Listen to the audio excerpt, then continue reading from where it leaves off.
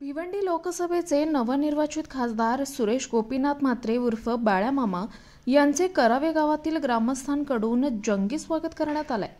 खासदार सुरेश म्हात्रे यांच्या भिवंडी लोकसभेतील विजयानिमित्त करावे ग्रामस्थांकडून वंदन अभिनंदन सोहळ्याचे नुकतेच करावे गावात आयोजन करण्यात आले होते। यावेळी खासदार सुरेश म्हात्रे यांचे करावे गावात आगमन झाले असता महिला भगिनींकडून तसेच ग्रामस्थांकडून नाचत गाजत त्यांचे स्वागत करण्यात आले।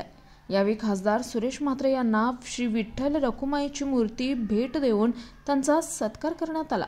यावेळी करावे गावचे माजी नगरसेवक विनोद म्हात्रे, गणेश म्हात्रे यांच्यासह इतर मान्यवर व ग्रामस्थ मोठ्या संख्येने उपस्थित होते।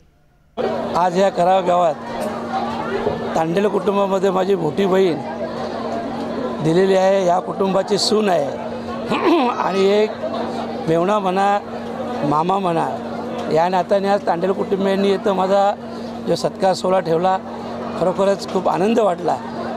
कारण आज बहिणीच्याकडे मी आलो आहे आणि एवढ्या मोठ्या उत्साहात संपूर्ण कुटुंबियाच्या वतीनं माझं जे अभिनंदन केलं जातं, मी संपूर्ण कुटुंबियांना मनापासून धन्यवाद देतो, सगळ्यांचे आभार व्यक्त करतो।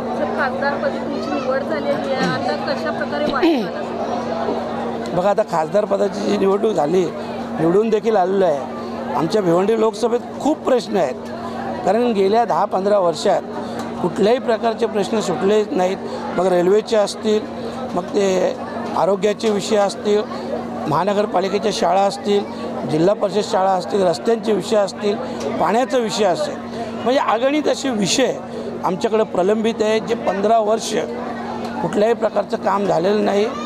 सगळ्यात मोठं आव्हान तेच आहे आणि मी म्हणून सगळ्या नागरिकांना आव्हान देखील केलेलं आहे की आपण सगळे मिळून एकत्रितरित्या हे सगळं काम करू आणि सगळे जेव्हा एकत्रितरित्या काम करू तेव्हा सगळ्या गोष्टी शक्य आहे। आणि माझा विश्वास आहे की येत्या 5 वर्षात या सगळ्या गोष्टी सगळ्यांच्या सहकार्याने मी करून दाखवेन।